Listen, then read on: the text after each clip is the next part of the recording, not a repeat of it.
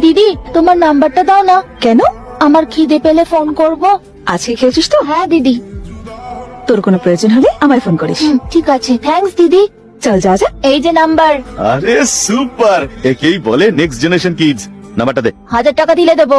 আরে একটু আগে তো 100 টাকা দিলাম। তুমিই তো বললে রেসপেক্ট চাই নাকি টাকা চাই। দেবো না এখনো? আর টাকার কথা বলিস না ভাই, এখানে 2000 টাকা চেয়ে বসবে। চললাম।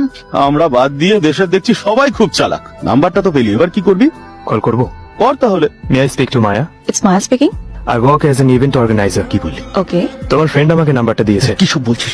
I mean my friend. বলুন। শুনেছি একটা শেয়ার ফুড অর্গানাইজেশনের থ্রু তুমি গরিবদেরকে ফুড ডিস্ট্রিবিউট করো। হ্যাঁ করি। নরমালি একদিনে কতজনের খাবার দিতে হয়? শেয়ার এমন কিছু নয়, আসলে কারোর কাছে খাবার বেঁচে গেলে সেগুলো কালেক্ট করে খাওয়াই। ইভেন্ট হয়ে যাওয়ার পরে আমাদের কাছে প্রায় 100 লোকের খাবার মতো খাবার বেঁচে যায়। আপনি যদি চান সেই খাবারগুলো আপনি কালেক্ট করতে পারেন। আসলে আমাকে 6:30 PM পর্যন্ত অফিসে কাজ করতে হয়, তাই সেক্ষেত্রে আমার হয়তো লেট হতে পারে। আপনি আমার অর্গানাইজেশনের নাম্বারটা নোট করে নিন।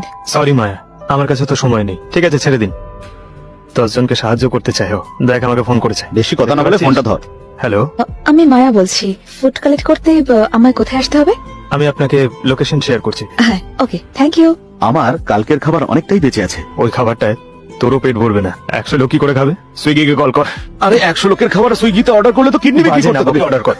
এনে চা ধর। কি বলিস, ও আসবে? আরে তুই কতজন লোকের জন্য বলেছিস? 100 জন লোক। এত খাবার নিয়ে কি করবে? ও কি মাথায় নিয়ে বিক্রি করতে পারবে নাকি? ওই দেখ, মা এসে গেছে। এই জায়গাটার বাস্তু বেশ ভালোই আছে। নেক্সট টাইম কিন্তু এখান থেকেই কন্টিনিউ করবো। মুখটা এবার তুই বন্ধ রাখ। আমাদের সিনটা এবার ও বুঝে যাবে। তারপর আমাদের সিনটা কি হবে তুই ভালো করে জানিস।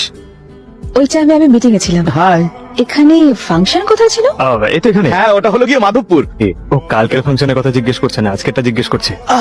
আপনাদের ইভেন্ট অর্গানাইজেশনের নাম কি? সব প্রশ্নের উত্তর তো সবসময় দেয় না, তাই ও ডিসাইড করে বলবে। অজ্ঞাতবাসী ইভেন্ট অর্গানাইজেশন। অ্যাড্রেসটা কোথায়? আচ্ছা, আপনি লয়ার না জাজ বলুন তো? তখন থেকে একের পর এক প্রশ্ন করেই যাচ্ছেন, 1 সেকেন্ড অপেক্ষা করছেন না। ইটেক পরীক্ষার সময় আমার উত্তর দিতে এত টেনশন হয়নি। আরে এত টেনশন করছেন কেন? আমি তো শুধু অফিসের অ্যাড্রেসটাই চেয়েছি। ছাড়ুন তোর কথা। ও মাঝে মাঝে কি বলো নিজেও বোঝে না। নেক্সট মান্থে আমাদের অফিস শিফট করছি, সেখানে আপনাকে ডাকবো। ঠিক আছে, ইভেন্ট ভালো হলো, প্রফিট হলো, আমাদের টাকা পেলাম, এসব কথা বাকি লোকেরা চিন্তা করে, কিন্তু আপনি রেসপন্সিবিলিটি নিয়ে টাইম স্পেন্ড করছেন, সো দ্যাটস সামথিং গ্রেট। আসলে আমরা এই ধরনের কাজ খুব ভালোবাসি। ওকে, বাই। ওকে, তাহলে শুধু ভাই বলে এক্ষুনি চলে যাবে?